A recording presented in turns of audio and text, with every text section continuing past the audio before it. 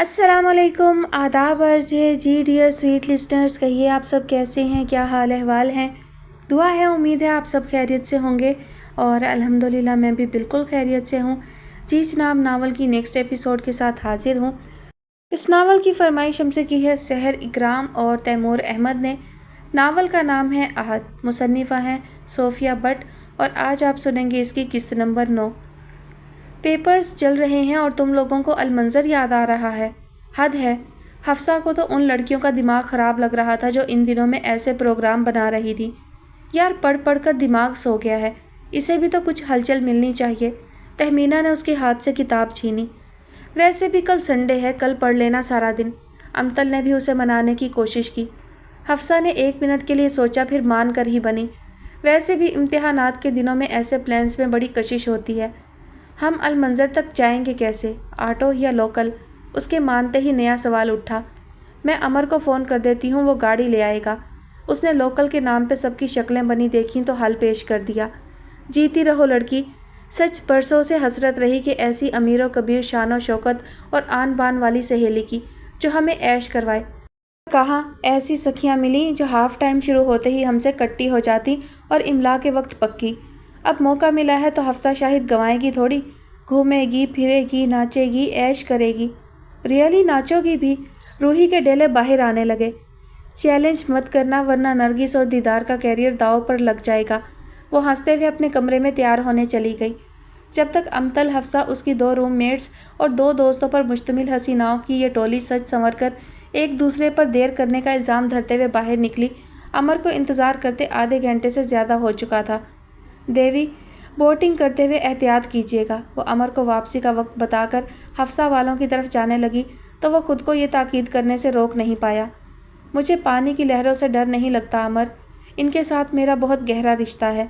उसकी नज़रें सिंधु दरिया पर थीं। मीर वाह का पानी शिद्दत से याद आया था उसे। अमर उसकी तरफ देखता रह गया। दोस्तों के बुलावे पे वो उनकी तरफ पलटी तो वो जैसे होश में आया। तहमीना हफ्सा को लेकर बोटिंग के लिए बुकिंग करवाने चली गई थी, जबकि अमतल और बाकी लड़कियां अलमंज़र के बैरूनी लॉन में जल्दी जल्दी कुछ इंतज़ाम करने लगी थी। हफ्सा जब मलाह के साथ किरायों पे लड़ झगड़ कर वापस आई तो उसका मुंह खुले का खुला रह गया। Happy birthday to you. दोस्तें तालियां बजाकर गाकर उसे सरप्राइज़ दे रही थी।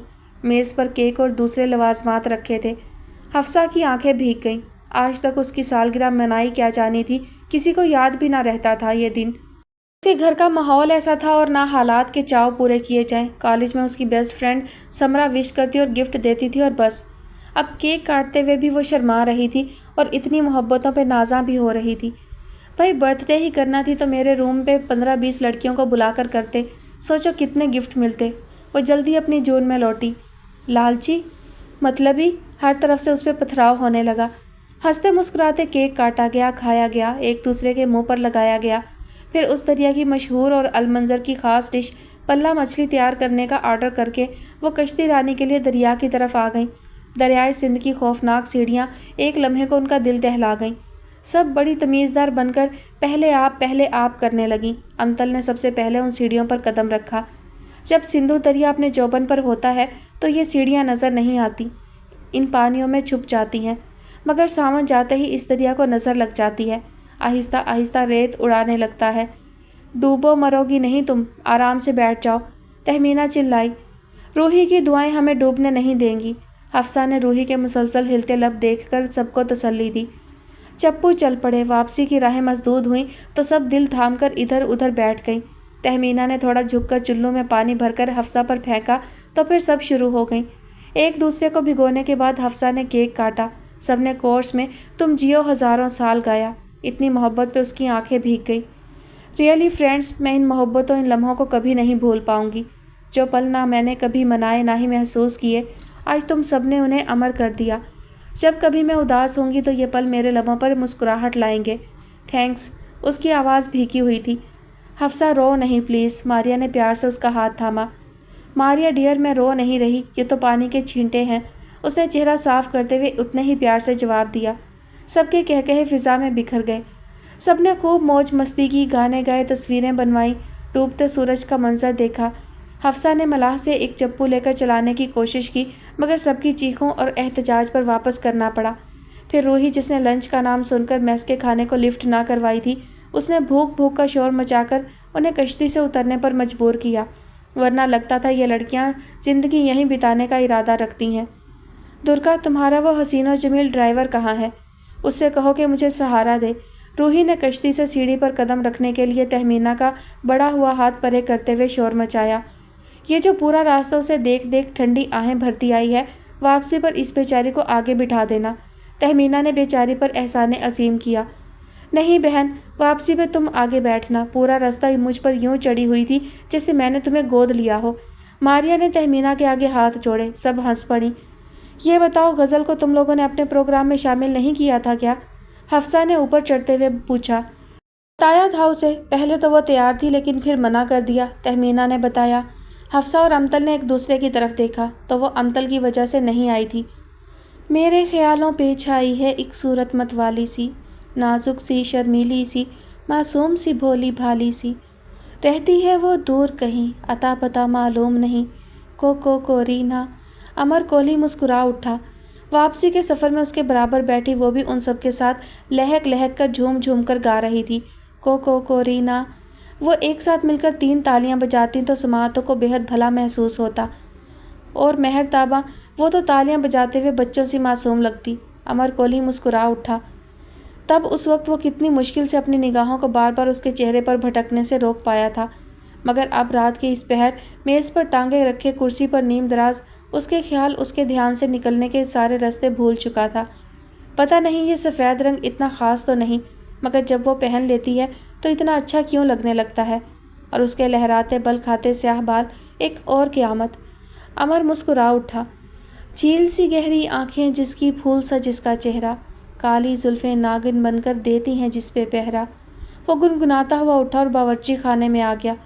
इस वक्त घनश्याम या मोहन उसे देख लेते तो उस पर हकारत भरी निगाह डालकर गुजर जाने के बजाय उसे मौज इस तरंग में देखकर यकीनन अपनी जगह से हिलना भूल जाते।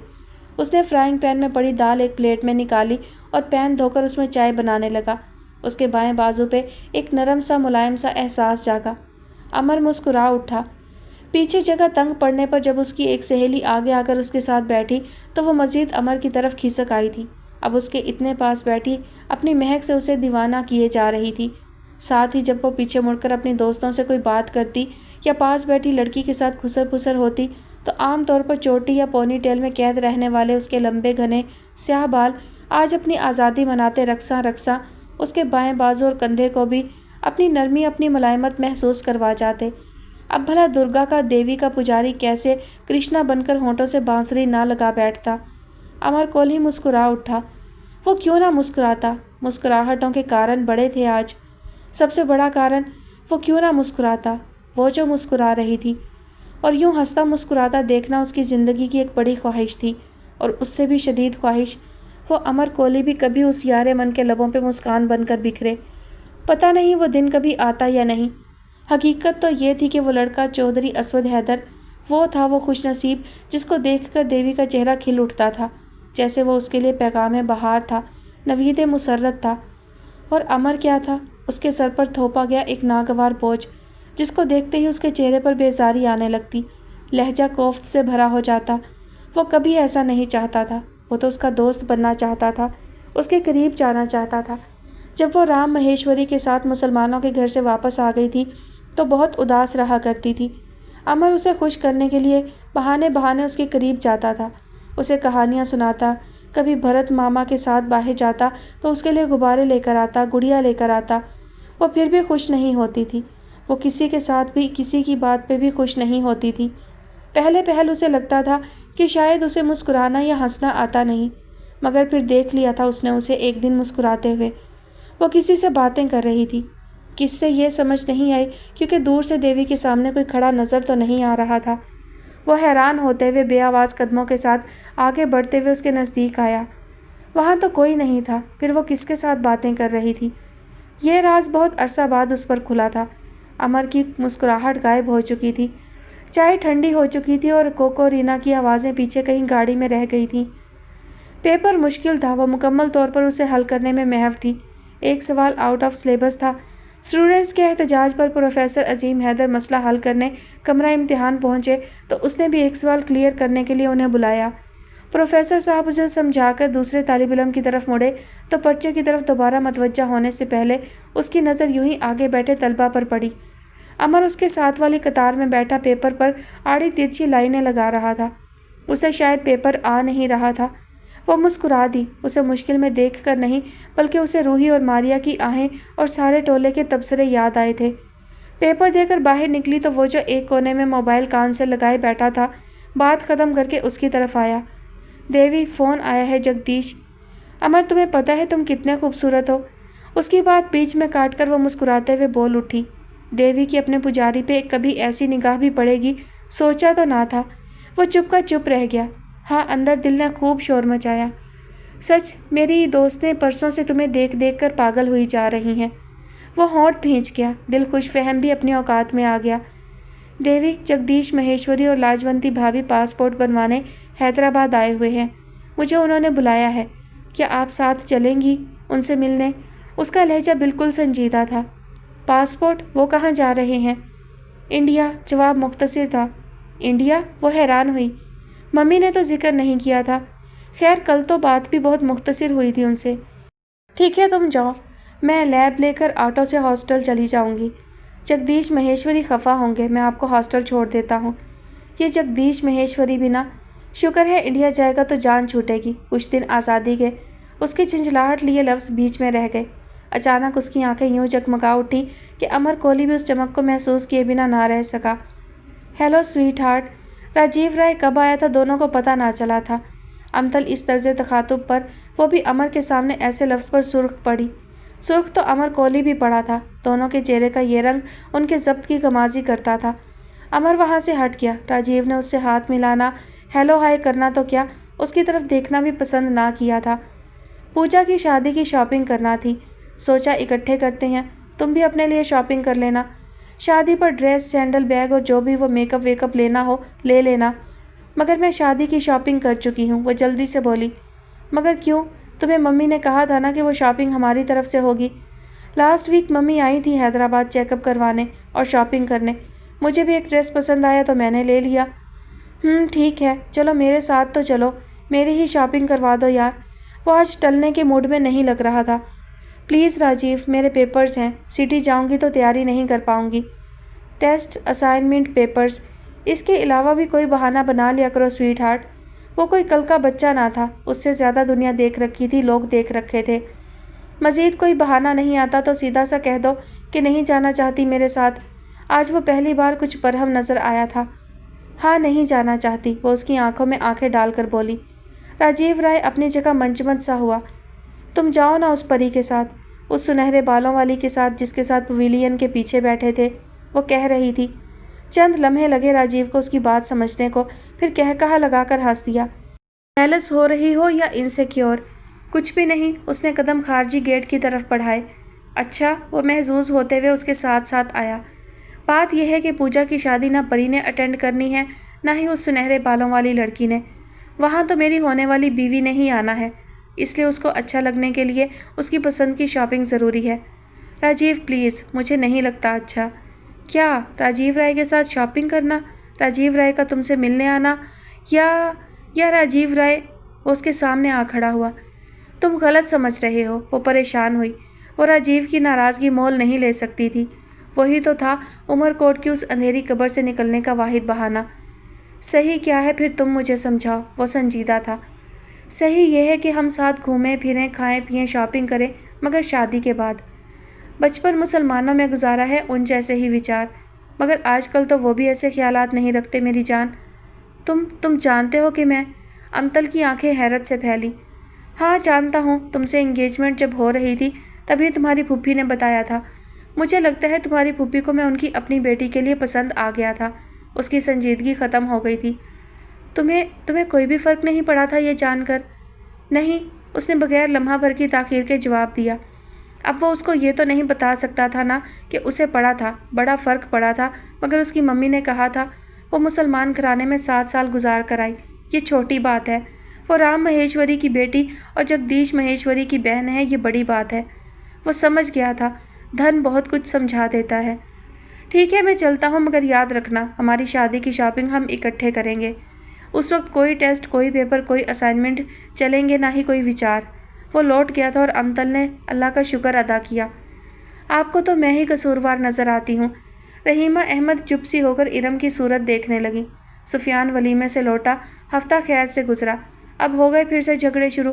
وہ اس کے بھلے کے لیے اسے سمجھاتی تھی، مگر اسے لگتا تھا کہ بھابھی اپنے دیور کی سائیڈ لیتی ہیں۔ اسے کچھ کہتی نہیں، وہ نہ جانتی تھی کہ ایسی ہی شکایت سفیان بھی ان سے رکھتا ہے۔ اسے لگتا ہے کہ بھابھی کی بیجا طرفداری نے ارم کا دماغ خراب کر رکھا ہے۔ صبح سے شام جانوروں کی طرح جتے رہو، اس کی خدمتیں کرو، اس کے بچے پالو، پھر بھی وہ خوش نہیں ہوتا۔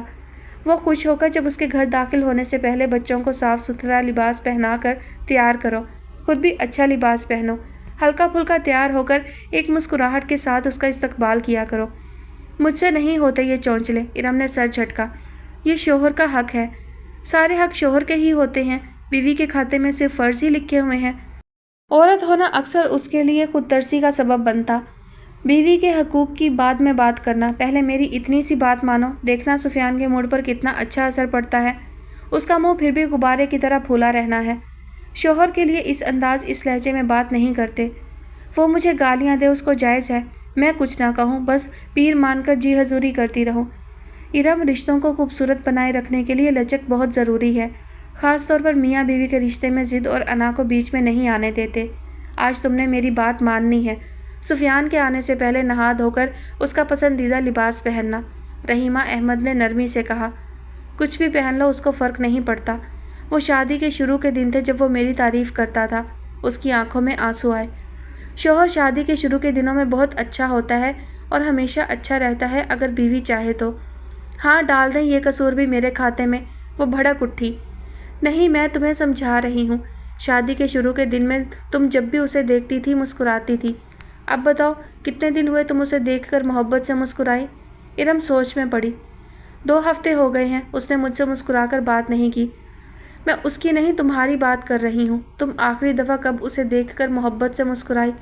ارم پھر سوچ میں پڑی، پھر ایک دم ہنس دی۔ بھابھی 3 بچوں کے بعد محبت رہتی کب ہے جو محبت سے دیکھوں؟ اپنی سوچ کو ذرا سا بدلو، پھر دیکھو وہی محبت لوٹ کر آتی ہے یا نہیں۔ اب اور کیا بدلوں خود کو؟ سر سے پیر تک تو بدل گئی شادی کے بعد، میرے کپڑوں پہ شکن تک نہ آتی تھی، اب 3 دن کپڑے بدلنے کا وقت نہیں ملتا۔ میں جو ہمیشہ ٹپ ٹاپ رہتی تھی، اب بچوں نے اتنا پاگل کر دیا ہے کہ کنگھی کرنے کا وقت نہیں ہوتا۔ وقت نکالو، اپنے اور سفیان کے رشتے کے لیے وقت نکالو ارم۔ پتہ ہے جب عثمان کے گھر آنے کا وقت ہوتا تھا، میں گھنٹہ پہلے ہی سب کام نپٹا کر، صاف ستھرا لباس پہن کر، بال سنوار کر، ہلکی سی سرخی پاؤڈر لگا کر، کانوں میں کلیاں پہن کر تیار ہوتی تھی۔ وہ پرانی یادوں میں کھونے لگی۔ آپ کر سکتی تھیں یہ سب، آپ کے بچے نہیں تھے بھابھی۔ ہاں میرے بچے نہیں تھے، مگر امتل احد کے بعد بھی میری روٹین وہی رہی، رحیمہ احمد نے ملائم لہجے میں بتایا۔ ایک وقت تھا، کوئی اولاد نہ ہونے کا احساس دلاتا یا تانا دیتا تو وہ کئی پہر چپ سی ہو جاتی۔ یہ سچ انہیں تکلیف دیتا کہ وہ بانجھ ہیں، مگر امتل احد کے بعد ان کے اندر بڑی تبدیلی آئی تھی۔ اب کوئی ان کی بے اولادی کا ذکر کرتا، تانا دیتا تو وہ ہلکا سا مسکرا کر سر ہلاتے ہوئے اس بات کو تسلیم کرتی کہ ان کے بطن سے کوئی اولاد نہ تھی ان کی قسمت میں۔ امتل تو پلی پلائی مل گئی آپ کو کیا پتا، ایک ٹانگ سے لپٹا، دوسرا گودی چڑھا، تیسرا کسی کونے میں ری کرتا بچہ ہوتا آپ کا بھی تو آپ میری مشکل سمجھتی۔ آج سے شام کو بچوں کو تیار کر کے میرے حوالے کرنا اور پھر خود تیار ہونا۔ تم اپنے اور سفیان کے لیے وقت نکالو ارم۔ انہوں نے باقی باتوں کو نظر انداز کر کے اس کی مشکل کا حل بھی پیش کیا۔ ٹھیک ہے میں آپ کی بات مان لیتی ہوں، مگر پھر بھی آپ کے لاڈلے دیور کو مجھ سے شکوے شکایتیں ہی رہیں تو پھر میں نے ساری عمر مسکرا کر اس کی طرف نہیں دیکھنا۔ شکوے شکایتیں ہی تو تمہیں دور کرنی ہیں ارم۔ ارم سمجھی یا نہیں سمجھی، سر ہلا دیا تھا۔ کمرے میں چپس، بسکٹ اور نمکوں کے ریپر بکھرے پڑے تھے۔ چائے کا کپ کوئی میز پر پڑا تھا، کوئی ٹرے میں، اور سندریاں ایک دوسرے پر چڑھی ہوئی تھیں۔ سب کی نظریں مانیٹر اسکرین پر تھیں۔ سالگرہ منائی تھی تو اس کی تصویریں دیکھنی بھی تو ضروری تھی۔ امتحانات کے دنوں میں بمشکل آج اکٹھی ہو پائی تھیں سب۔ حفصہ یہ کھانا کھاتے ہوئے تمہیں کیا موت پڑی ہوئی ہے؟ مینیو پہلے بتاتی کہ بل تم نے دینا ہے تو میں بھی ہنستی مسکراتی جیتتی جاگتی نظر آتی۔ اس نے اپنی تصویر کو حسرت سے دیکھا۔ کامن سینس کی بات ہے، پارٹی ہم دے رہے تھے تو بل بھی ہم نے دینا تھا نا۔ تہمینہ نے اس کی عقل پر سوال اٹھایا جو کہ اسے مہنگا پڑا۔ حفصہ نے اس کی انگلی جو مروڑی تو اب بیٹھی کراہ رہی تھی۔ रूही देखो, मारिया तुम्हारी कोक को किन नज़रों से देख रही है। हफ्सा का तबसरा अब एक और तस्वीर पर। न दीदी, इसी ने मुझे नज़र लगाई है, कल से आकर निढाल पड़ी हूँ। रूही ने मारिया को घूरा। गज़ल उस दिन उनके साथ नहीं गई थी। वजह थी वो हिंदू लड़की दुर्गा, जिसे हफ्सा साथ लिए फिरती थी, और उन सब लड़कियों की अकल पर भी पर्दा पड़ गया था। हिंदू बुत परस्त मुशरिक उसके साथ घूमने तो चलो चली ही गई, मगर उसके साथ खाना पीना भी कर लिया। तौबा तौबा, कहाँ गया था इन लड़कियों का दीन ईमान। इंडियन ड्रामों ने सबको गुमराह कर दिया था। तस्वीरें देखते हुए वो कुड़ रही थी। किस तरह उसके हाथ से हफ्सा केक खा रही थी। रूममेट्स उसे ज़बरदस्ती ना बिठाती तो वो ये तस्वीरें कभी ना देखती। उसने सोच लिया था कि हफ्सा तो उसकी सुनती नहीं, मगर तहमीना और मारिया को ज़रूर समझाएगी। एक अच्छी मुसलमान होने के नाते उसका ये फ़र्ज़ बनता है। तस्वीरों का स्लाइड शो चल रहा था। उनके तबसरे, तारीफ़ें और तनकीदें जारी थीं जब अचानक रूही चिल्लाई, स्टॉप स्टॉप। तहमीना ने स्लाइड शो उसी तस्वीर पर रोक दिया। शुक्र है कहीं तो नज़र आया। उसने अपने दिल पर हाथ रखा। दुर्गा, उसने मेरा पूछा नहीं, बड़ी आस और उम्मीद के साथ शर्मा कर पूछा गया। अमतल ने देखा हफ्सा, मारिया और तहमीना की उस तस्वीर में पीछे अमर खड़ा था, गाड़ी से टेक लगाए। तहमीना प्लीज़ इस यूनानी हुस्न को जूम करो ज़रा, रूही ने सर्द आह भरते हुए दरख्वास्त की। यह यूनानी नहीं, मेहरानी हुस्न है, अमतल हंसते हुए बोली। कुछ भी कहो जालिम, तुमसे प्यारा तो तुम्हारा ड्राइवर है। गज़ल ने सबके तबसरे सुनकर गौर से अमर की तस्वीर देखी, जिसे तहमीना ने जूम कर दिया था, और अब उसकी तस्वीर क्लियर नज़र आ रही थी। वो पस मंज़र में था, मगर सारे मंज़र पर छाया हुआ था। महलों और हवेलियों को ऐसे गुलाम हमेशा बहुत महंगे पड़े हैं। ताज्जुब है फिर भी इबरत नहीं पकड़ते। गज़ल के जुमले पे कुछ देर के लिए सब खामोश की खामोश रह गई। दुर्गा मंगनी शुदा है, हफ्सा ने खामोशी की कैफियत से निकलते हुए उसे जताया। जुलेखा तो शादीशुदा थी। गज़ल कुछ शर्म करो। रूही लाख अमर के हुस्न के कसीदे पढ़े, मगर माह कनान के सामने माह मेहरान को लाने की गुस्ताखी वो भी नहीं कर सकती थी। सॉरी, गज़ल को एहसास हो गया था वो कुछ गलत कह गई है, इसलिए माजरत करके कमरे से निकल गई। दुर्गा, तुम उसकी बातों को दिल पर ना लेना। हफ्सा ने उसके कंधे पर हाथ रखा और फिर वो सब तस्वीरों की तरफ मतवज्जा हो गई। वो भी बज़ाहिर मॉनिटर की स्क्रीन पर नज़रें जमाए हुए थी, मगर कानों में गज़ल के जुमले गूंज रहे थे। कभी किसी ने उसके और अमर के हवाले से ऐसी बात ना की थी, इसलिए उसे बहुत अजीब लगा। मगर देखते ही देखते कागज़ पे एक बड़े से गेट का खाका उभरा। बड़ा सा चौड़ा गेट, जिस पर हर साल सुरमई रंग होता और कभी कभार स्याह। उसे पार करके अंदर जाते उसके दाएं बाएं बनी क्यारियाँ आने वाले का खुशबुओं के साथ इस्तकबाल करती। मोतिया, रात की रानी, गुलाब, सदाबहार, चंपा और जाने कौन कौन से पौधे उस मिट्टी में सांस लिया करते।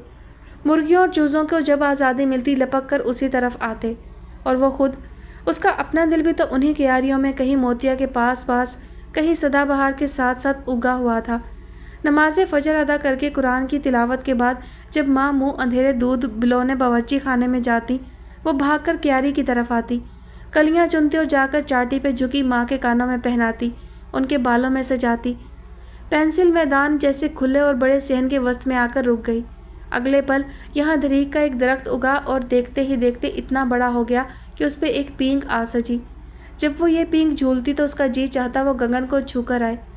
उसी दरख्त के साए में गर्मियों की दोपहरों में चारपाई पर बैठकर आम खाती और कपड़ों को उसके रस से पीला कर डालती। यहीं बैठकर माँ ज़बरदस्ती उसके बालों में तेल की मालिश करती। उसी दरख्त के नीचे फ़ातिमा, मोमिना, मेहरताब के साथ शटापू खेलते हुए वो कई बार हुमायूं की गुलेल का निशाना बनी। अब कागज़ पर तवील बरामदा, सतून और दीवारें उभर रही थी, जिनका आधा मेकअप उतर चुका था। ऐसा इसलिए नहीं था कि बरसों से उन पर रंग ना हुआ था, बल्कि उसकी वजह बदीन की ज़मीन और आबो हवा थी। साहिली पट्टी पे वाक़या होने की वजह से जो नमदार रहती थी, ऐसे में महीना भर में ही नया रंग दीवारों के निचले हिस्से से भुरभुरा होकर झड़ने लगता। उसने और असवद ने उन्हीं दीवारों पर आर्ट के नमूने भी बनाए थे। कहीं पहाड़ों से झांकता सूरज बन रहा है, तो कहीं मछलियाँ पानी में तैर रही हैं। फिर आसिया चाची से खूब डांट पड़ती। अब वो उसी बरामदे में भागती हुई दाएं जानिब के आखिरी कमरे में दाखिल हो गई, जिसके दरवाजे पर कलमा तैयब का जगमगाता स्टिकर लगा हुआ था। उस कमरे की सजावट अपनी मालकन की सादा मगर बेहद निफासत पसंद तबीयत को जाहिर करती थी। लकड़ी के 2 पलंग, एक अलमारी, एक शोकेस जिसका निचला हिस्सा बर्तनों से सजा हुआ था और ऊपरी हिस्सा सिंगार मेज़ का काम देता था। इसके अलावा 2 कुर्सियाँ और 2 मूढ़े, यही उस बड़े से कमरे का कुल सामान था। या माँ के जहेज़ की फर्श पर बिछी हुई दरी, लकड़ी का ये फर्नीचर और बरामदे में रखा सोफ़ा बाबा ने चनियोट की लकड़ी मंगवा कर और हुनरमंद बुलवा कर घर में ही अपनी निगरानी में बनवाया था। उस कमरे में दाखिल होने वाला कितना भी उलझा हुआ, कितना भी परेशान, कितना भी मुस्तरिब होता, कुछ देर के लिए मुकम्मल सुकून की कैफियत में आ जाता। पता नहीं इसका सबब क्या था, उस कमरे का पाकीज़ा सुथरा माहौल या माँ और बाबा की ठंडी मीठी तबीयत।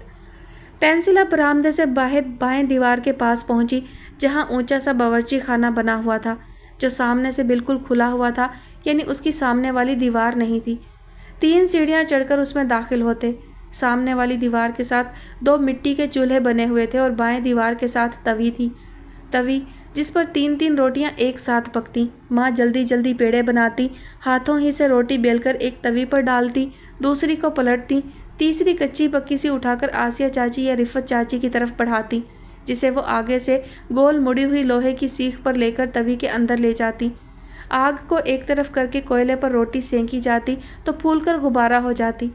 छाबी में रोटी रखते ही माँ जल्दी जल्दी उस पर मक्खन लगा देती। सुबह मक्खन और देसी घी के पराठे भी उस तवी पर बनते, जिनकी खुशबू हर तरफ फैल जाती। पराठे बनाते वक्त चाची का काम सिर्फ बालन तवी के अंदर करके आग जलाना रह जाता। जब तक रोटियां बन ना जाती, वो माँ के घुटनों से जुड़ी ये सारा मंजर बड़े इश्तियाक से देखती। उसका भी बड़ा जी चाहता कि वो भी रोटी सेंके, और जब वो बाहर आए तो इतनी फूली हुई हो कि बिल्कुल ग्लोब लगे। एक दफ़ा उसे ये मौका मिला भी था। मोमिना की गुड़िया की शादी थी। बारात रुबाब और मेहरताब ने लेकर आनी थी। फातिमा दुल्हन तैयार कर रही थी।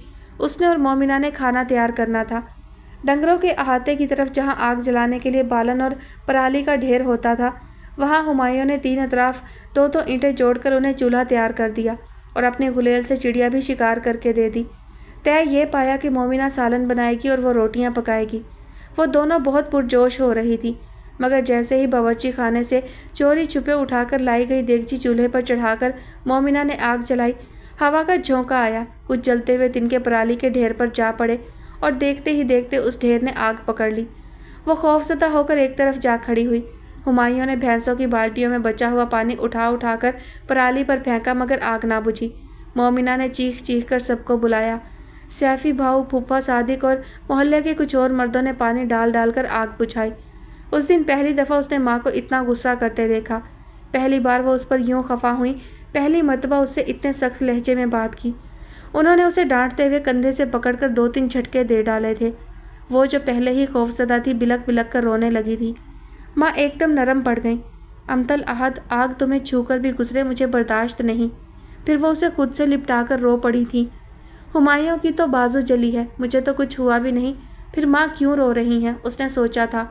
माँ, ज़ेरे लब ये लफ्ज़ अदा हुआ। उसने पेंसिल रोक कर कुछ देर के लिए सर दीवार से टिका दिया, फिर सीधी होकर कागज़ पर बने घर के उस हिस्से पर उंगलियां फेरने लगी जहाँ जहाँ माँ ज़्यादातर होती थी। और सच बात तो ये थी कि वो हर वक्त हर हिस्से में नज़र आती थी। अभी दाएं क्यारी जिस बैठक तक जाकर ख़त्म हो जाती थी, उसकी सफाई पीनों के होते हुए भी खुद करने में मसरूफ़ हैं, तो अभी बावर्ची खाने के बाहर वाली दीवार के साथ बने तंदूर को दहका रही हैं। फिर देखें तो बाएं क्यारी के आखिरी सिरे पर बने खुरे में कपड़े धो रही हैं। दूजे पल बाबर को गोद में लिए उसे दलिया खिचड़ी खिला रही हैं। वो हमा वक्त मसरूफ़ रहती थी। कुछ तो सास की वफ़ात के बाद बड़ी बहू होने के नाते बहुत सी जिम्मेदारियां उन पर आ पड़ी। कुछ फारिग बैठने में उन्हें चैन ना मिलता था। हर कोई उनका इतना आदी था कि 2 दिन के लिए मैके क्या चली जाती, देवरानियाँ बौखला जाती, बच्चे चिड़चिड़े होने लगते, सैफी भाव फरमाइश करना भूल जाते, और तो और भूरी भैंस खाना पीना और दूध देना छोड़ देती, किसी को अपने करीब भटकने ना देती। लाइट ऑफ कर दूं, मुझे नींद आ रही है, कृष्णा स्विच बोर्ड के पास खड़ी पूछ रही थी। चौधरी नगर के उस घर के ख्यालों से निकलकर हॉस्टल के उस कमरे में पहुंचने में उसे बड़ी दिक्कत हुई। अभी तो उसने दाएं दीवार के साथ एक तख्त बनाना था जिस पर बैठकर माँ और चाची बहुत से काम निपटा लेती थी, और एक मंची भी तो रखनी थी जिस पर चढ़कर फूफो फिर दोस्त से बातें होती थीं। चलो कोई बात नहीं, कल सही, वो मुस्कुराई। कृष्णा के लिए यह बड़ी हैरत अंगेज सी बात हुई कि उसने मुस्कुराकर उसे ट्यूबलाइट बंद करने की इजाज़त दे दी थी, वरना तो रूममेट्स के साथ उस लड़की का रवैया हमेशा सर्द रहा। परी के साथ तो उसकी कई झड़पें हो चुकी थीं। कमरे में तारीकी होने से पहले उसने एक बार फिर उस घर पर नज़र डाली जिसमें अब वो नहीं रहती थी, मगर उसका दिल आज भी वहीं किसी क्यारी में महकता, पींग पर झूलता, सहन और बरामदे में दौड़ें लगाता, माँ की गोद में छुपता फिरता था। वो اکثر کاغذ پر گھر بناتی، ہر دفعہ اس کی آنکھوں میں سرخی اترتی، اس کی ٹھوڑی کپ کپانے لگتی، اور جب کلمہ طیب کے اسٹیکر والے دروازے پر پہنچتی تو ضبط ساتھ چھوڑ جاتا۔ پھر تو ان آنکھوں سے برستا پانی اس گھر پر ساون لے آتا، مگر آج کاغذ پر پینسل چلاتے ہوئے آنکھوں میں سرخی اور پانی کی جگہ چمک تھی، لبوں پر ہلکی سی پیاری سی مسکان تھی۔ آج نیند کی وادی میں سیریں کرتے ہوئے بھی اس مسکان نے اس کا ساتھ نہ چھوڑا تھا۔ رحیمہ احمد نے ماتھے پر ہاتھ مارا۔ یہ سفیان بھی نا؟ ارم کی آنکھوں میں موٹے موٹے آنسو تھے۔ وہ اپنی اس کوشش کو بیان کر رہی تھی جو رحیمہ احمد کے سمجھانے پر اس نے اپنے اور سفیان کے تلخ ہوتے رشتے کو ذرا میٹھا بنانے کے لیے کی تھی۔ کل اس نے بڑے کمرے میں جا کر اپنے جہیز کی پیٹی کھول کر شفون کا وہ کالا جوڑا نکالا تھا جس میں اسے دیکھ کر سفیان اس کی تعریف کیا کرتا تھا، مگر بات یہ ہے کہ یہ بات 5 سال پرانی تھی۔ اب تو 3 بچوں کی اماں کو وہ جوڑا پھنسا بھی نہیں۔ سارا دن مشین لے کر بیٹھی رہی، انچ کپڑا تو اندر تھا، مگر اس کا سراپا اب قمیص کے اتنا کھلنے کے بعد بھی اس میں سمانے سے انکاری تھا۔ مومنہ نے مشورہ دیا کہ پینل لگا لے۔ پینلز کے چکر میں سوٹ کا سرخ و سیاہ پرنٹڈ دوپٹہ قربان کیا۔ دوپٹے کا کیا تھا، وہ تو کوئی سا بھی کسی کا بھی کالا یا سرخ لے سکتی تھی۔ ہبا کو تھپڑ لگا کر پرے ہٹایا۔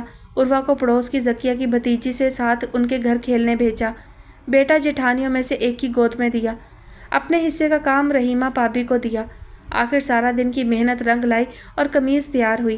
اسے مطلوبہ شکل میں لانے تک اس کے اندر ایک جوش بھر چکا تھا۔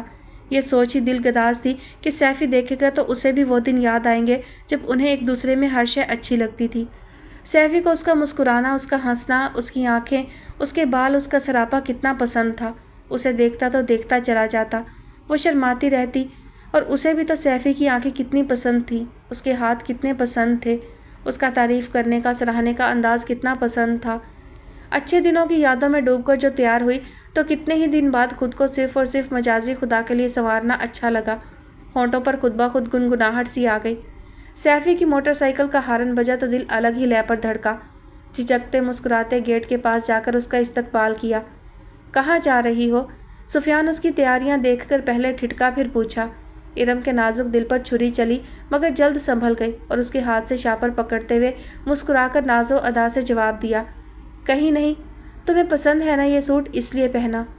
مہینے کے آخری دن ہے، تمہیں شاپنگ نہیں کروا سکتا، وہ کہتے ہوئے کمرے کی طرف بڑھا۔ اس کسائی نے تو ٹوکا ہی دے مارا، تڑپ تڑپ گئی، مگر حوا کی بیٹی نے ہونٹوں سے مسکراہٹ جدا نہ کی۔ تمہارے ہوتے ہوئے مجھے کسی اور شے کی ضرورت نہیں۔ عین وقت پر شاندار ڈائیلاگ بھی یاد آ گیا تھا۔ میں تمہیں تمہارے میکے نہیں لے کر جا رہا، کم از کم اس ہفتے تو سوال ہی پیدا نہیں ہوتا۔ وہ برآمدے میں کھڑی بھابھی کو سلام کرتے ساتھ اس کے جذبات کا کیما بناتے اپنے کمرے میں داخل ہوا۔ آفرین ہے اس جگرے والی لڑکی پہ، مسکراتی رہی مسکراتی رہی۔ عروہ کے پیپرز ہونے والے ہیں، بھلا امی کے پاس جا بھی کیسے سکتے ہیں؟ اس نے ہلکا سا ہنسنے کی بھرپور کوشش بھی کی، ایک ادا سے اس کے کندھے سے گرد بھی جھاڑی جو جھک کر جوتے اتار رہا تھا۔ میرے سامنے میری بھابھیوں بھتیجیوں کی برائیاں نہ کرنا۔ بڑا ہی مشکل تھا، بلکہ ناممکن سا تھا لبوں پر مسکراہٹ سجائے رکھنا، مگر مشرقی عظیم بیٹی نے یہ کارنامہ سر انجام دیا اور مسکراتی رہی۔ میں کیوں کروں گی ان کی برائیاں؟ وہ سب تو اتنی اچھی ہیں، نصیب والیوں کو ملتا ہے ایسا سسرال۔ قصبے چودھری نگر میں کیبل نہ چلتا تھا، انڈین سوپس نہ دیکھے جاتے تھے، مگر عورت تو عورت ہے نا، بھارتی ناری ہو یا دختر پاکستان۔ ایسا شاندار مکالمہ بولا کہ 1 منٹ کے لیے تو سفیان بھی گنگ ہو گیا۔ اچھا پھر سیدھا سیدھا بتاؤ کیا کام ہے؟ آخر اس نے بیگم کی تیاریاں اور مسکراہٹوں کے پیچھے چھپے مقصد کو جاننے کے لیے سیدھا سیدھا ہی پوچھ لیا۔ یہی سوال اس کے لیے پھانسی کا پھندا ثابت ہوا۔ اب تو وہ 100 بار مسکرا کر میری طرف دیکھے گا تو بھی میں 1 بار نہیں مسکراؤں گی۔ بہتے آنسوؤں کے بیچ انگلی اٹھا کر اس نے دھمکی دی۔ رحیمہ احمد نے تسلی دینے کے سے انداز میں اس کے کندھے پر ہاتھ رکھا۔ اس کے آنسوؤں میں مزید روانی آئی۔ اصل میں زیادہ قصور آج کل کی عورت کا ہی ہے کہ ہاں اب بھی قصور میرا ہی ہے، مار لیں آپ بھی میرے سر میں جوتیاں۔ ارم روتے روتے چلائی، آپ کا دیور تو فرشتہ ہے نا؟ اب وہ ہچکیوں کے ساتھ رونے لگی۔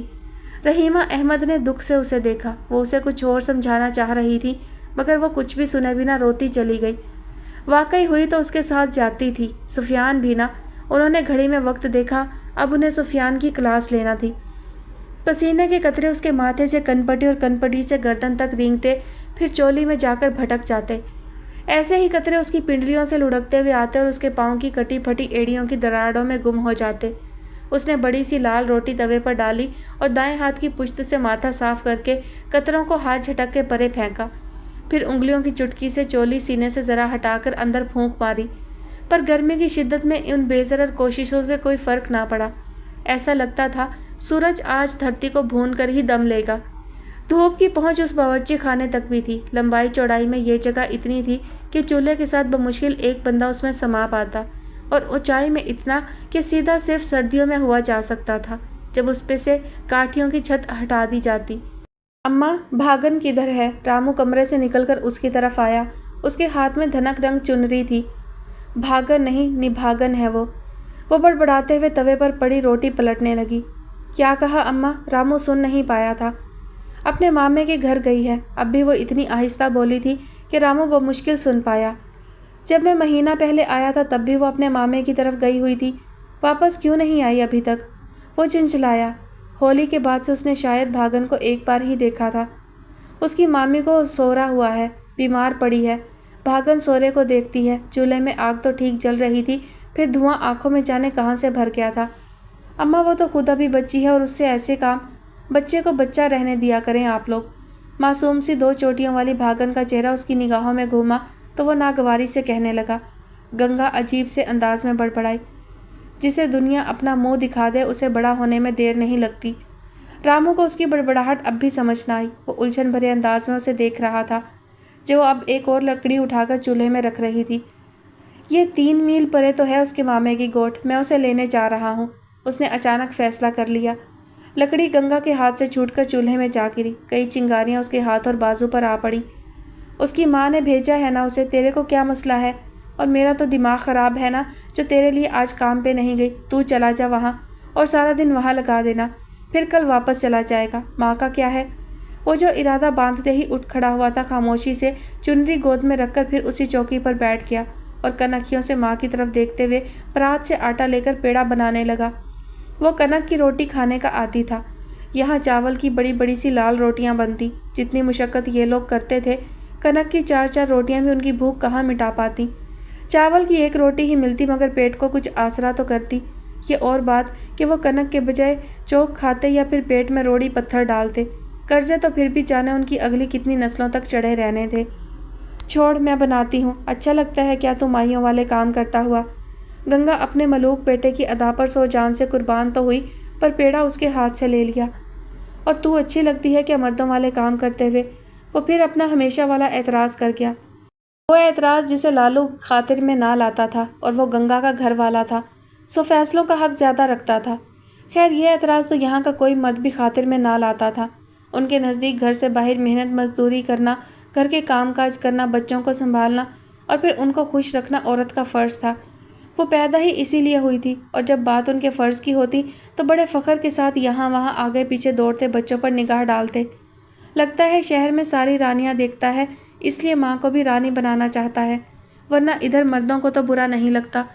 گنگا سوچے گئی اور سچ بات تو یہ کہ بڑھاپا آنے اور بیٹے کے احساس دلانے سے پہلے تک تو وہ خود بھی کولہوں کے بیل کی طرح جتے رہنے کو ہی اپنی زندگی سمجھتی تھی۔ دھوپ میں کیوں بیٹھا ہے؟ جا اندر جا کے بیٹھ۔ اس کو پسینے پسینے ہوتے دیکھ کر گنگا نے پیار سے کہا۔ تو نے مجھے جانے نہیں دیا، اب میں وہیں بیٹھوں گا جہاں تو ہوگی۔ آج سارا دن تمہاری نظروں کے سامنے سے نہیں ہٹنا میں نے۔ اس نے جان بوجھ کر ماں کو اپنی خفگی جتائی۔ ہائے رامو، گنگا کا زور چلے تو تیرے کو ساری زندگی اپنی نظر کے سامنے سے ہٹنے نہ دے۔ گنگا کے زخموں کو چھیڑ دیا تھا انجانے میں اس نے۔ تیرے کو کیا خبر، تیری ماں کا کام ہی تیری صورت کے لیے ترسنا رہ گیا ہے۔ تو چلا جاتا ہے تو سارا کچھ ختم کر جاتا ہے۔ اس کے چہرے کی جھریوں میں کئی گنا اضافہ ہوا۔ اماں ایک بات۔ لالو کو دیکھ کر وہ چپ ہو گیا جبکہ لالو نے ایک نظر بھی ان دونوں پر نہ ڈالی اور ان کے پاس سے گزر کر اندر چلا گیا۔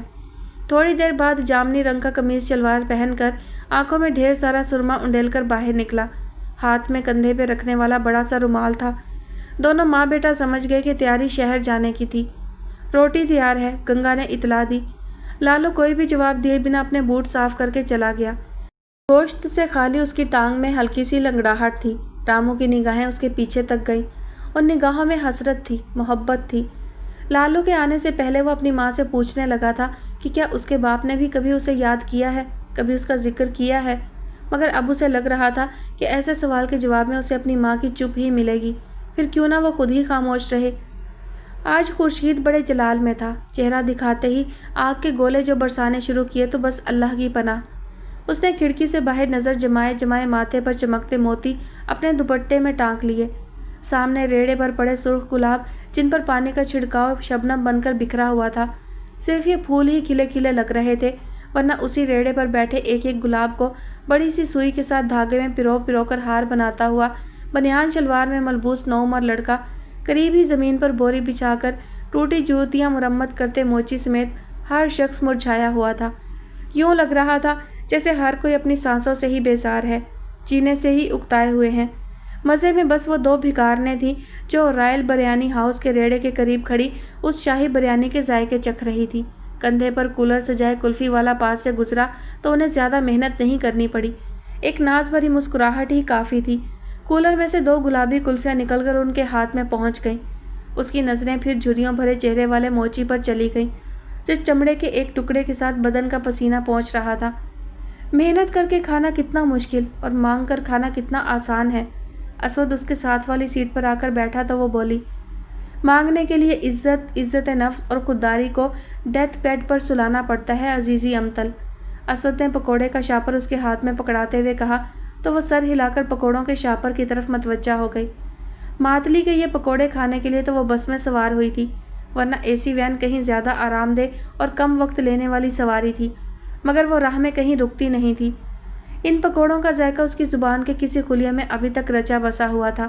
ماں اور بابا کے ساتھ جب کبھی بھی بدین سے حیدرآباد اور پھر واپسی کا سفر کیا، اس دوران ماتلی میں بس 8 منٹ رکتی تو وہ یہ پکوڑے بہت شوق سے کھاتی۔ اب ماتلی کے پکوڑے کتنے بھی ذائقہ دار کیوں نہ ہو، آج کی شدید گرمی بھی تو اپنی جگہ حقیقت تھی نا۔ 2-4 پکوڑے کھا کر ہی اس کا جو حشر ہوا، مانو چہرے کے ہر مسام سے جیسے چشمے پھوٹ پڑے۔ اپنا جوس ختم کرنے کے بعد اسود کے ہاتھ سے بھی ڈبہ لے لیا۔ بس چل پڑی تھی۔ ماتلی سے باہر نکلے تو سورج نے دائیں طرف سے اگلے پچھلے تمام حساب چکتا کرنے کا فیصلہ کر لیا۔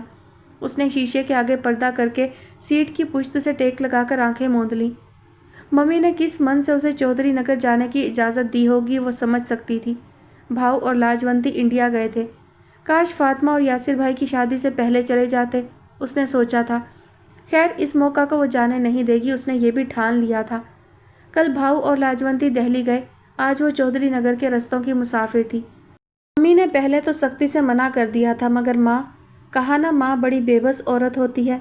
بس سے اترتے ہی ہمایوں پر نظر پڑی تو خوشگوار سی حیرت ہوئی اسے۔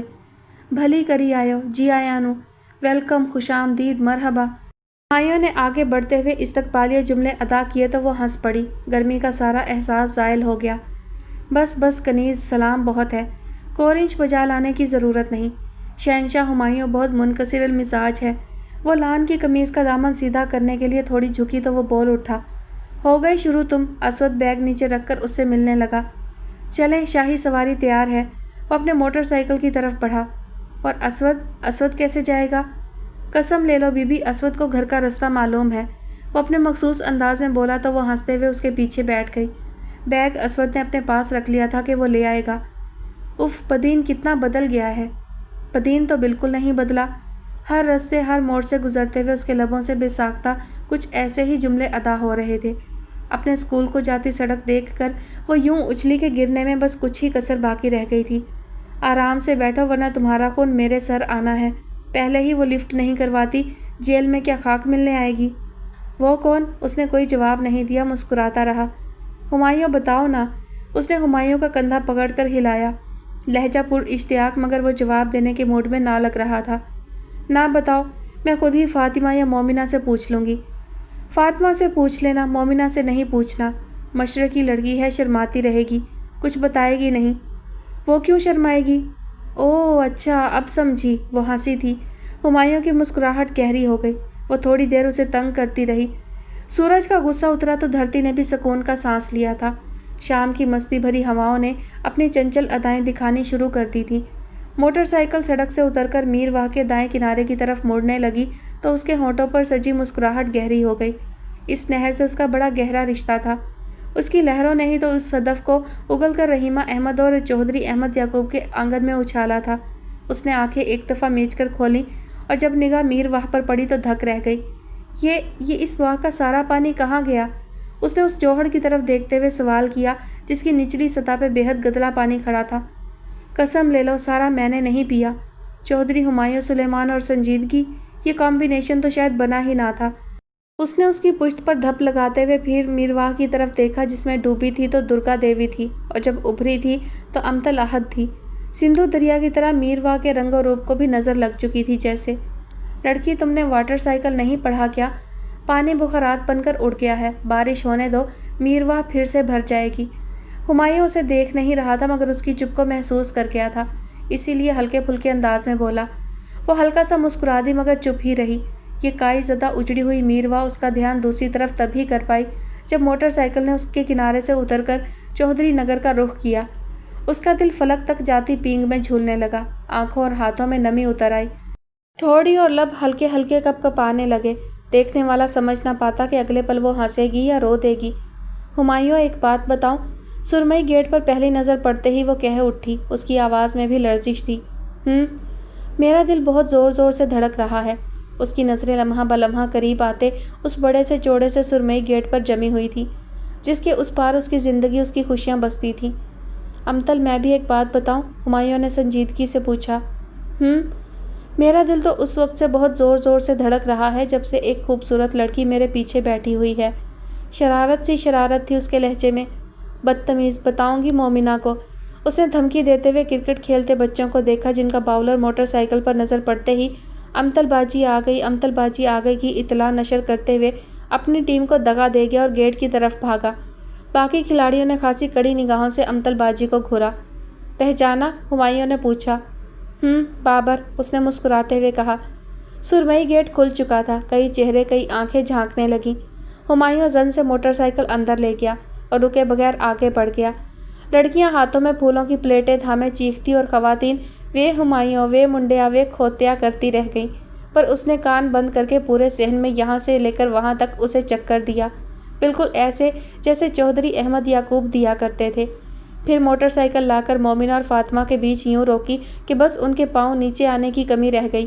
دونوں اچھل کر جو پرے ہوئیں تو اپنی پھولوں کی پلیٹیں تو ان کے ہاتھ سے گئیں ہی، ساتھ ہی دو چار دوسروں کی بھی گرا دیں۔ اب سنہری لفظوں میں اس کی جو عزت افزائی شروع ہوئی تو امتل کے اترتے ہی فرار ہو گیا۔ وہ مسکراتے ہوئے بھیگی آنکھیں صاف کرتے ہوئے رحیمہ احمد کے واہ کیے بازوؤں میں سما گئی۔ دونوں پیاسی دھرتی تھے، دونوں ایک دوجے کے لیے بارش تھے۔ افراد خانہ کے علاوہ پھپھو فردوس اور ان کے بچے بھی آئے ہوئے تھے۔ ان کا خیال کر کے رحیمہ احمد نے اسے آہستگی سے الگ کیا۔ خود پر ہوتی پھولوں کی بارش میں وہ سب کو ملنے لگی۔ کون کیا کہہ رہا ہے، وہ کس سے مل رہی ہے، کس کو پہچان رہی ہے، کس کو نہیں، اسے کچھ سمجھ نہ آ رہی تھی۔ وہ بس ہنس رہی تھی، وہ بس رو رہی تھی۔ ماروی اپنے ملیر پہنچ گئی تھی۔ وقت اتنا نہیں ہوا تھا مگر چودھری نگر کے اس بڑے سارے گھر میں رات جلدی پڑ جاتی تھی۔ کھانا بھی جلد کھا لیا جاتا اور نماز عشاء ادا کرتے ہی سونے کے لیے لیٹ جاتے۔ بزرگ تو ابھی تک اسی معمول پر تھے اور بچوں کو بھی پیار سے زبردستی یا ڈانٹ ڈپٹ کر اسی روٹین کا پابند بنا دیا جاتا۔ نوجوان البتہ اپنی مرضی کر لیتے تھے اور آج بزرگ، جوان، بچے سبھی اپنی روٹین سے ہٹ گئے تھے۔ امتل جو آئی تھی، بھائی صاحب چودھری احمد یعقوب کی آخری خواہش، رحیمہ بھابھی کی دعا، امتل احد۔ امتل بیٹا، تمہاری امی اور بھائی کا کیا حال ہے؟ چودھری صاحب نے پلیٹ میں سالن نکالتے ہوئے پوچھا۔ برآمدے میں کرسیاں میز ہٹا کر صوفے کے پاس لگا دیے گئے تھے اور کھانا نیچے دسترخوان بچھا کر چن دیا گیا تھا۔ آج سب اکٹھے کھانا کھا رہے تھے۔ رباب، مہرتاب اور اطہر بھی یہاں تھے، البتہ یاسر کی کمی تھی اور سفیان اور اس کی فیملی بھی نہیں تھی۔ ارم بچوں کے ساتھ نواب شاہ گئی ہوئی تھی اپنے میکے۔ اس کے آنے کا سن کر سفیان انہیں لینے نواب شاہ روانہ ہو گیا تھا۔ ٹھیک ہے، اس نے مختصر سا جواب دیا۔ یہاں آنے کیسے دیا انہوں نے تمہیں؟ چودھری سلیمان یعقوب کے لہجے میں ہلکے سے طنز اور کڑواہٹ کی آمیزش تھی۔ اس رات کے بعد سے ان کے دل میں اس خاندان کے لیے کوئی نرمی باقی نہ رہ گئی تھی، جنہوں نے ان کے بستر مرگ پر پڑے بھائی کا یہ سوچ کر بھی ذرا بھر خیال نہ کیا کہ انہوں نے اتنے سال ان کی بیٹی کو پالا، شہزادیوں کی طرح رکھا، ایک باپ سے بڑھ کر محبت دی۔ وہ نہیں جانتے تھے کہ رام مہیشوری کو اسی محبت سے تو نفرت تھی جس نے ان کی بیٹی کو پھر کبھی ان کا ہونے ہی نہیں دیا۔ بھاؤ تو انڈیا گئے ہوئے ہیں اور ممی؟ وہ ذرا سا اٹکی اور دستیدہ نگاہوں سے رحیمہ احمد کی طرف دیکھا۔ ہاں، اسود بتا رہا تھا کہ انہوں نے تو تمہیں یونیورسٹی تک میں اس سے ملنے سے منع کر رکھا ہے، پھر اب کیسے ساتھ آنے دیا؟ رحیمہ احمد کی خالی پلیٹ پڑی کی پڑی رہ گئی۔ انہوں نے اسود کی طرف دیکھا جو ان سے نظریں چرا گیا۔ اس نے یہ بات انہیں نہیں بتائی تھی۔ امتل احد، تم اپنی ماں کی اجازت کے بغیر آئی ہو؟ انہوں نے بہت سنجیدگی سے پوچھا۔ اجازت تو لی ہے ماں، بس وہ کچھ خفا ہیں، میں جا کر انہیں منا لوں گی، اس نے مجرموں کی طرح سر جھکا کر جواب دیا۔ رحیمہ احمد کا سانس بحال ہوا۔ ماں خفا ہی کب ہوتی ہے جو اسے منایا جائے، پر بیٹا تمہیں ان کی مکمل رضامندی کے ساتھ ہی آنا چاہیے تھا۔ وہ خاموشی سے سر جھکا کر اپنے آگے پڑی بریانی کی پلیٹ میں چمچ مارنے لگی۔ امتل، کھانا کھا لو، پھر شادی کی تصویریں دیکھتے ہیں۔ فاطمہ نے ماحول کی سنجیدگی کو کم کرنا چاہا۔ وہ پچھلے ہفتے ہی آئی تھی فیصل آباد سے۔ ہاں دیکھنا، پھر تسلے میں پانی اور برف ڈال کر آم رکھ دیے ہیں میں نے، وہ بھی ضرور کھا لینا۔ کھانے کے ساتھ تو تم لیتی نہیں ہو، اور بریانی کھاؤ نا بیٹا، رباب نے خاص طور پر تمہارے لیے تو بنائی ہے۔ رحیمہ احمد کے لہجے میں اب وہی ہمیشہ والی مٹھاس اور نرمی تھی۔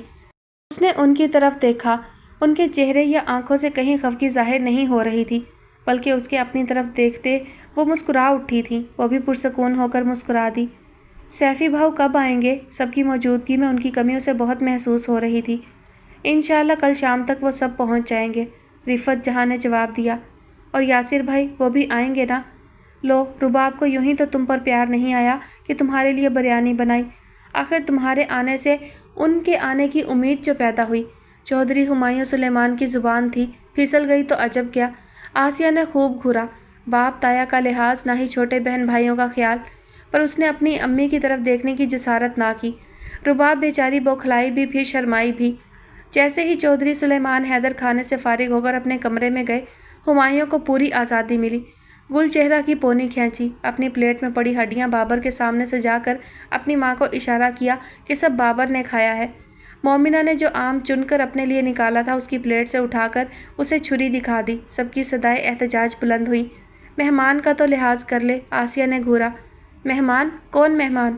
اس نے اپنے اطراف نظریں دوڑائیں۔ امتل ہنس دی۔ واقعی وہ مہمان کب تھی؟ وہ تو اس گھر کی فرد تھی۔ اسود نے بے اختیار سر اٹھا کر ایک نظر اس کے کھلکھلاتے چہرے پر ڈالی، پھر اپنی پلیٹ پر جھک گیا۔ کھانا کھا کر برتن سمیٹ کر وہ باورچی خانے میں آ گئیں۔ یہ باورچی خانہ دیکھ کر اسے پرانا یاد آیا تھا، وہ توی، وہ مٹی کے چولہے، وہ بالن، سب۔ اگر وہ ان سب کی سہولت کو پرے کر کے اپنی طرف دیکھتی تو اپنی یادوں میں بسی ہر شے سے اسے عشق تھا۔ یہ تبدیلیاں اسے کوئی راحت نہ دے پائیں۔ تبدیلی تو کسی اور میں بھی آئی تھی، مہرتاب۔ اسے پھپھو فردوس کی بے اعتنائی بھولی نہ تھی، اس لیے ان کا نامہربان سا رویہ، سلگتی سی نگاہیں عجیب نہ لگیں، مگر مہرتاب کا رویہ ضرور چونکا گیا تھا۔ اس سے ملتے ہوئے بھی اس نے دوسروں کی طرح گرم جوشی نہ دکھائی تھی، حالانکہ وہ مومنہ اور مہرتاب ہم عمر تھیں اور اچھی دوستی بھی تھی ان کے بیچ۔ جب تک فاطمہ اور رباب نے برتن دھوئے، مومنہ نے چائے بنائی۔ ان کی محفل وہیں جمی رہی۔ سب کو چائے پہنچا کر اپنی ٹرے اٹھا کر وہ سب رباب کے کمرے میں آ گئیں۔ گل چہرہ بھی ان کے ساتھ اندر آنے لگی۔ جہاں ہم جائیں تمہیں ضروری ہمارے پیچھے پیچھے آنا ہوتا ہے، مومنہ نے جھڑک کر اسے باہر بھیج دیا۔ وہ بیچاری عمر کے اس حصے میں تھی کہ بڑی لڑکیاں اسے بچی جان کر اپنے بیچ بیٹھنے نہ دیتی، اور چھوٹی بچیوں کو وہ اتنی بڑی لگتی کہ اپنے کھیل میں شریک نہ کرتی۔ تمہیں کیا مسئلہ ہے، بیٹھنے دیتی اس کو، فاطمہ نے گھرکا۔ کوئی پرائیویسی نہیں اس گھر میں، جدھر جاؤ بچے ہم سے آگے۔ مومنہ کو آزادی اور موقع ملتا تو جوائنٹ فیملی سسٹم کے خلاف ریلیاں نکال سکتی تھی۔ رباب کے کمرے کی چھت ابھی تک سرخ نیلے اور پیلے کاغذی پھولوں سے سجی ہوئی تھی۔ بیڈ کے پیچھے والی دیوار پر یاسر لو رباب چمکیلے کاغذ سے لکھا ہوا تھا۔ سائڈ ٹیبل پر پھولوں والے فریم میں ان کے ولیمے والے دن کی تصویر سجی ہوئی تھی۔ رباب تم کب جاؤ گی کراچی؟ فریم اٹھا کر دونوں کی تصویر دیکھتے ہوئے اس نے پوچھا۔ بس یار دعا کرو ان کے آفس کے قریب کوئی گھر مل جائے۔ شکر ہے رباب، تمہیں اس جنجال پورا میں نہیں رہنا پڑے گا۔ مومنہ کا بس چلتا تو رباب کو رخصت کروا کر سیدھا کراچی بھیجتی۔ میں تو یہاں بھی ہنسی خوشی رہنے کو تیار ہوں، بشرط یہ کہ یاسر بھی یہاں ہو، اس نے دونوں البم امتل کے ہاتھ میں پکڑاتے ہوئے جواب دیا۔ یہ تصویریں اسود نے حفصہ کے ہاتھ اسے بھجوائی تھی، مگر تب تو انہیں دیکھتے ہوئے اس نے آنسو بہائے تھے۔ آج ان کے ساتھ مل کر ان لمحوں کو ایک طرح سے پھر سے جینے کا موقع مل رہا تھا۔ کس کی اتنی ہمت کہ میری اکلوتی لاڈلی ناز و نام میں پلی بہن کو رلائے؟ ہمایوں پنجابی فلم کا ہیرو بنا کمرے میں داخل ہوا۔ پیچھے پیچھے خفا سی روئی سی صورت لیے گل چہرہ تھی۔ یہ مومنہ آپی نے مجھے نکالا ہے، اس نے اشارہ کیا۔ تم دیکھنا میری بہن، تاریخ میں ایک دن ایسا بھی طلوع ہوگا جس دن ہم گن گن کر بدلے لیں گے اس سے، ہمایوں نے اس کے سر پر ہاتھ رکھ کر تسلی دی۔ ہاں، میرے بھائی کی بھی شادی ہونے دے، پھر میں بھی ان کے کمرے میں آپ کو نہیں آنے دوں گی۔ اس نے اپنی عمر کے حساب سے مومنہ کو دھمکی دے ڈالی۔ بوکھلایا تو ہمایوں، نہیں میری چندہ، اب مسلمان آپس بھائی بہنیں بھی ایسی شدید دشمنی بھی نہیں رکھتے۔ سب کے لبوں پر دبی دبی سی مسکراہٹ بکھر گئی، جبکہ مومنہ نے بے نیازی سے سر جھٹکا۔ امتل نے گل چہرہ کا ہاتھ پکڑ کر اسے اپنے پاس بٹھا لیا۔ ہاں، اب کوئی تمہیں یہاں سے اٹھانے کی جرت کرے تو مجھے رپورٹ کرنا۔ مطمئن ہو کر وہ کمرے سے جانے لگا۔ تم کیوں جا رہے ہو؟ تم بھی بیٹھ جاؤ اپنی لاڈلی بہن کے ساتھ۔ مومنہ کا درجہ حرارت نقطہ کھولاؤ تک پہنچ رہا تھا۔ دل کی بات پہلے ہی صاف صاف کہتی نا، خواہ بچی کو کیوں رلایا؟ وہ پلٹا اور عین اس کے سامنے ڈریسنگ ٹیبل کا سٹول کھینچ کر اس پر چوڑا ہو کر بیٹھ گیا۔ مومنہ اٹھی اور دروازے تک جا کر چاچو کی صدا لگائی۔ اگلے پل چودھری ہمایوں سلیمان کمرے سے باہر تھا۔ قدر کیا کر قدر۔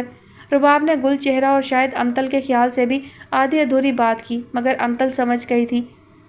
مومنہ نے سر جھٹکتے ہوئے ہنکارا بھرا۔ امتل اس کی طرف دیکھ کر جاننے کی کوشش کرنے لگی کہ اس کے دل میں بھی ہمایوں کے حوالے سے کوئی نرم سا الگ سا احساس ہے، جیسا کہ وہ اس کے لیے محسوس کرتا ہے یا نہیں، لیکن سمجھ نہ پائی۔ ادھر آؤ امتل احد، میرے پاس۔ رحیمہ احمد نے اسے بلایا، مگر وہ وہیں چودھری عثمان یعقوب کے پلنگ پر نظریں نیچے کیے سفید اور نیلے پھولوں والے تکیے پر ہاتھ پھیرتی رہی۔ جب سے دونوں ماں بیٹی کمرے میں آئی تھی، وہ تب سے اس پلنگ پر یوں ہی بیٹھی تھی۔ رحیمہ احمد خود اس کے پاس آ کر بیٹھ گئی۔ اس نے ان کی گود میں اپنا سر رکھ دیا۔ کب کے رکے خاموشی سے آنسو بہہ بہہ کر ان کا دامن تر کرنے لگے۔ اسی خاموشی سے ان کی آنکھوں سے گرتے آنسو اس کے بالوں میں جا کر جذب ہونے لگے۔ پھر اس خاموشی میں اس کی سسکیاں ابھرنے لگیں۔ بس میری بچی بس۔ ان کی برداشت سے باہر تھیں یہ سسکیاں۔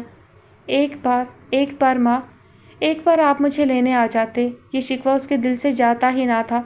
اس کے گھنیرے سیاہ بالوں میں گھومتی رحیمہ احمد کی انگلیاں رک سی گئیں۔ میں اپنے بابا کو دیکھ لیتی۔ کتنی باتیں تھیں جو میں نے اپنے بابا کے ساتھ کرنی تھیں، کتنے لمحے تھے جو مجھے اپنے بابا کے ساتھ، بس بابا کے ساتھ بتانے تھے۔ آپ کوشش تو کرتے۔ ڈیڈی اتنے سنگ دل نہ تھے کہ میرے بابا کی آخری خواہش کو رد کر دیتے۔ رحیمہ احمد کے بہتے آنسوؤں میں مزید تیزی آ گئی۔ تجھے کیا بتاؤں میری بچی، اس رات میں اور تمہارے بابا بھی یوں ہی سسکے تھے، تڑپے تھے۔ وہ جو اپنی بیماری کے بارے میں جان لینے کے بعد مجھے تسلیاں دیا کرتے تھے کہ ان کے جانے کے بعد میں اپنے آپ کو کبھی اکیلا نہ سمجھوں۔ میرا رب ہے نا، امتل احد ہے نا۔ امتل احد ہماری بیٹی ہے، وہ آئے گی، وہ ضرور آئے گی اپنی ماں کے پاس، وہ آئے گی اپنے بابا کو دیکھنے۔ مگر اس رات وہ مجھے کوئی تسلی، کوئی دلاسا نہ دے سکے۔ جس رات حیدر بھائی جھکی نظروں، جھکے کندھوں کے ساتھ تنہا گھر میں داخل ہوئے، وہ تو جب سے حیدر بھائی تمہیں لانے کے لیے گھر سے نکلے تھے، اس وقت سے ان کے ساتھ تمہیں دیکھنے کی آس میں نظریں دروازے پر لگائے بیٹھے تھے۔ تیرے دکھ کو اور کیا بڑھاؤں میری جان۔ وہ جو ڈاکٹروں کے اندازے سے زیادہ جی گئے، اس رات کی صبح بھی نہ دیکھ پائے۔ وہ اماوس رات ان کے دکھوں کو، ان کے زخموں کو پھر بڑی بے دردی سے چھیڑ رہی تھی، جس نے انہیں بے وگی کی چادر اڑھائی تھی۔ امتل احد، تم کہتی ہو نا تمہارے ڈیڈی اتنے سنگ دل نہ تھے، تمہارے دل کو اور کتنے چیرے دوں میری بچی۔ رام مہیشوری شاید اتنا بے رحم انسان نہ تھا، مگر ایک باپ اتنا ہی بے رحم بن گیا تھا۔ تجھے کیا بتاؤں، کیا بتاؤں۔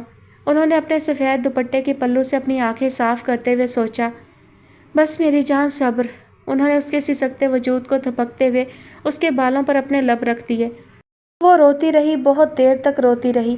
رحیمہ احمد بھی اس کے بالوں میں ہاتھ پھیرتے ہوئے اس کا بھیگا چہرہ صاف کرتے ہوئے کبھی رو پڑتی، کبھی اسے چپ کروانے لگتی۔ ماں، آپ مجھے یاد کرتی تھیں؟ یہ محبتیں بھی عجیب ہوتی ہیں، لاکھ یہ لفظوں سے ماورا ہوں، لاکھ ان پر یقین کی مہر ثبت ہو، بندہ پھر بھی ان محبتوں کو سننا چاہتا ہے، بار بار سننا چاہتا ہے۔ وہ پر یقین لڑکی امتل بھی بہت سا رو چکنے کے بعد ان کی گود سے سر اٹھا کر پوچھ رہی تھی۔ اسے احساس ہو رہا تھا کہ وہ ماں کو بہت اداس کر چکی، بہت رلا چکی۔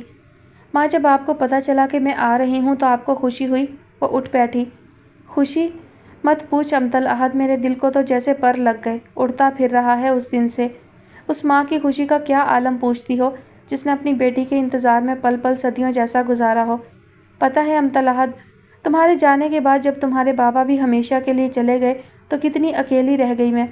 سب تھے میرے ارد گرد، سب تھے جنہوں نے مجھے عزت دی، مان دیا، محبت دی۔ یہ سب میرے اپنے ہی تو تھے، میرے پاس ہی تو تھے۔ پھر بھی لگتا تھا کہ میں تنہا رہ گئی ہوں۔ امتل کو لگ رہا تھا ماں خود پر نہیں بلکہ اس پر بیتے غم سنا رہی ہیں۔ وہ بھی تو سب کے بیچ کتنی اکیلی تھی۔ میرے بھائیوں نے ساتھ چلنے کو کہا، پر میں کیسے جاتی؟ ایک تو چودھری صاحب کی یادیں، ان کے ساتھ گزرا پل پل، یہ کمرہ، دوجا وہ بچے جو میرے ہاتھوں میں پلے، جو مجھے ماں کہتے ہیں۔ میں چلی جاتی تو بھائیوں کے بچوں میں ان کے چہرے ڈھونڈتی رہتی، پر وہ مجھے ماں تو نہ کہتے نا۔ میرے اندر کی کمی کو بڑی تسکین ملتی ہے یہ لفظ سن کر۔ ماں تو صرف آپ میری ہیں۔ امتل کو جیلسی سی محسوس ہوئی۔ جو میں بھائیوں کے ساتھ نہ گئی، یہیں رہ گئی امتل احد، تو سب سے بڑا سبب تو ہی تو تھی۔ انہوں نے اس کا چہرہ اپنے ہاتھوں میں تھاما۔ چودھری صاحب اخیر لمحوں میں بھی میرا ہاتھ تھام کر کہتے تھے، امتل احد آئے گی۔ پھر میں کیسے چلی جاتی؟ مجھے امتل احد کا انتظار کرنا تھا، اس کی راہ دیکھنی تھی۔ اسے صرف اس گھر کا پتہ یاد تھا۔ ایک آنسو گرا اور رحیمہ احمد کے ہاتھ کی پشت تک جا پہنچا۔ اور پھر میں چلی جاتی اور امتل احد آتی تو کیسے حق جماتی کہ ماں صرف اس کی ہے۔ وہ روتے روتے ہنسی۔ میرے بھائیوں نے، دیوروں نے اپنی اولاد میرے سامنے کر دی۔ میری سونی گود میں اپنے جگر کے ٹکڑے ڈالنے کی ہمت کر لی، پر تمہاری جگہ بھلا کون لے پاتا میری جان؟ کل چہرہ اسی پہلو میں سوتی رہی۔ اب اس بازو پہ عروہ اور ہبا سر رکھتی ہیں۔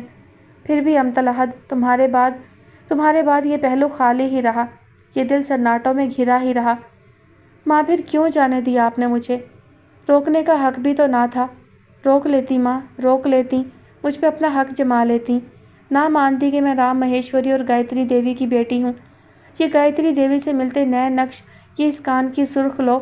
اس نے اپنے چہرے پر ہاتھ پھیرا، اپنے بائیں کان کو چھوا۔ یہی ثبوت تھے نا ان کے پاس۔ اب اس کان کو کاٹ ڈالتی، اس چہرے پر تیزاب پھینک دیتی۔ رحیمہ احمد تڑپ اٹھی اور اس کے لبوں پر اپنا ہاتھ رکھ دیا جو اس نے اپنے ہاتھ میں لے کر پرے کر دیا۔ ہاں ماں، کیا ہوتا؟ بدصورت ہو جاتی، کوئی نظر بھی ڈالنا پسند نہ کرتا، ہے نا ماں؟ اس کی ٹھوڑی کپ کپا رہی تھی، آنکھوں کی سرخی پانیوں کے پیچھے چھپنے لگی تھی۔ مگر درگا دیوی تو نہ بنتی ماں، آپ کی امتل احد درگا دیوی تو نہ بنتی۔ وہ روتی ہوئی ان کے سینے سے جا لگی۔ اتنی بدصورت، اتنی غلیظ۔ رحیمہ احمد اسے بازوؤں میں سمیٹتے ہوئے نفی میں سر ہلاتی چلی گئیں۔ ان کا چہرہ بالکل سرخ ہو رہا تھا۔ یہی سرخی ان کی آنکھوں کو بھی مل رہی تھی۔ ان کی بیٹی تڑپ رہی تھی، مچل رہی تھی۔ اس کا سکون، اس کا چین انگاروں پر پڑا تھا۔